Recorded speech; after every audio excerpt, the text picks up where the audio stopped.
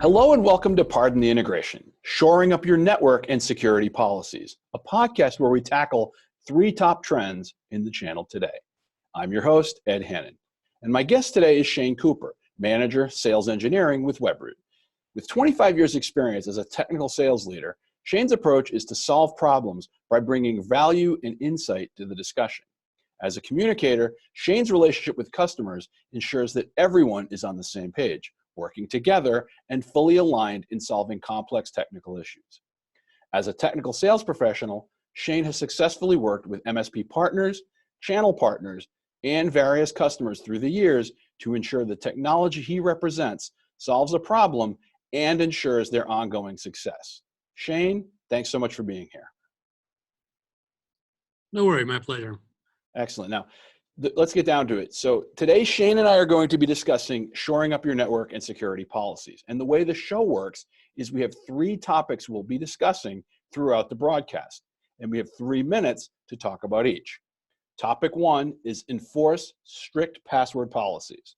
Topic 2, enforce access policies of least privilege. And topic 3, segment your network. If you're watching at home or in the office, you'll be able to see the countdown clock on the bottom of your screen. But let's get started with segment 1, enforce strict password policies. Now, Shane, what's wrong with password reuse? Well, as you know, we're using them. If somebody breaks in and gets access to your account and you've got the same password everywhere, then they've got access to everything that that password is assigned to. So that's like bad. Excellent, excellent. How important are password policies, and do you see a lot of organizations sort of falling short with those password policies? You know, Ed, it's about 50-50. We're seeing more and more people become much more aware of passwords. I think, with the media and all these kind of discussions like we're having here, people are much more aware and using things like password tools to create, really complex passwords and kind of getting away from this, your dog or your sister or your wife's name or whatever scheme people use. So we are seeing it move away, but I would say about 50-50 today. Excellent. And then do you have some password policy tips that, without sort of being universal where everybody ends up doing the same thing like you had just mentioned, are some things that maybe would be good for people to know that could be easy to implement throughout their organizations and also keep them safe? Yeah, there's really kind of 2 answers to that. One, most organizations have tools that enforce, strict policies or strict password policies. Active Directory comes to mind. You can set up very strict rules around that. So those organizations have that kind of built in. If you're on on a website working with your own personal accounts, you can use things like numbers to represent letters, things like using certain characters and make them 10 plus. I mean, those are some quick tips I tell all my friends and family when they ask me this question. Excellent. Now, let's move on to segment 2, enforce access policies of least privilege. For those folks who are watching today and don't know what it means, how would you describe or explain or define what is the actual principle of least privilege? It's probably one of the most unaware. Most people don't understand this concept, and it's actually quite simple. Really think about what people need access to in their organization. Your person who works in the front desk does not need access to accounting information, management information. So it's really just as simple as applying a policy and determining what that person within the organization needs access to, and then figure out the tools to kind of control that and manage it. And that's really what it's all about. Getting down to least privilege is really just managing who has access to what. How does least privilege improve cybersecurity? Well, again, typically you've got people with different access, and if they're not required to access high level information, and their account gets compromised, then it stops there. If again, I use the front desk as an example. If that person gets compromised for some reason, let's hope they don't. But if they do, then the buck stops there. The hacker or the person who did the compromising, the malicious actor, really gets no access to anything of import. So it's really, again, minimizing that impact so they're not accessing things that they shouldn't be. So, Shane, why is it important to regularly review access policies? And when we say regularly review, how regularly are we talking about? Are there sort of time limits or time periods as to when is too often or maybe not often enough?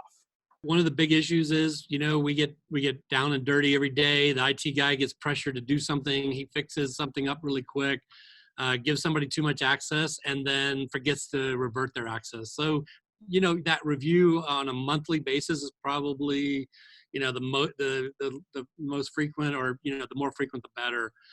Really on a monthly basis, just ensure that those users are not accidentally or through some quick mechanism inadvertently accessing things that they shouldn't. So that's really why it's important to continue to review and not just assume that once you set it up, just set it and forget it. Thanks so much, Shane. Let's move on to segment 3. Segment your network. For those folks who maybe don't know any better, or maybe have one definition of network segmentation, but it might not be the right one, how would a trained security professional such as yourself actually define explain network segmentation and how it works? It's also a great question. And really, there's actually two things to keep in mind. We use the term segmentation, but the reality is we also want to incorporate segregation. I know it's very subtle, but they're very different, distinct meanings. Segmentation means I'm going to break up a network by department, or by user type, or by computer type, data center versus workers. That's segmenting. I'm just kind of breaking it up in a nice, neat, manageable form. Segregation is exactly what it sounds like. It's full, hard, complete, different network segments. I've got a DMZ, and not to get off into a new term, but demilitarized zone. Most people kind of know that. It's sort of an area that's accessible, but not something that the rest of the world or the rest of the business can access. And then you've got your business, has their own segmented network. Another one would be by region or by division. You've got hard segments by different network needs, and that a network professional can then manage those appropriately, and again, kind of access that least privilege between the two segments to ensure that people are accessing the resources and things that they should or should not between those different networks. So two distinct terms: segmentation versus segregation. And you kind of touched on this, but maybe just to put a little more of a spotlight on it. Why is it important to segment, and also to your point, segregate the network from a security perspective? Again, great question. So segmenting really is about managing and being able to identify those resources and kind of segment them for their type and what they do. Everybody may be a printer network. And again, these may not be real. I'm just using these as examples. Data center, you put all your servers on one segment, and you put all your your daily business workers on a different segment. And again, that's for manageability, so you can quickly give access or remove access based upon that. And going back to the security component, that then gives that network professional the ability to manage that, to cut different people off, or different segments off, or different segregations off, depending on how they have their network set up, to ensure, again, going back to accessing things that they shouldn't. If somebody happens to break into a network, again, it's always not a matter of if, but a matter of when.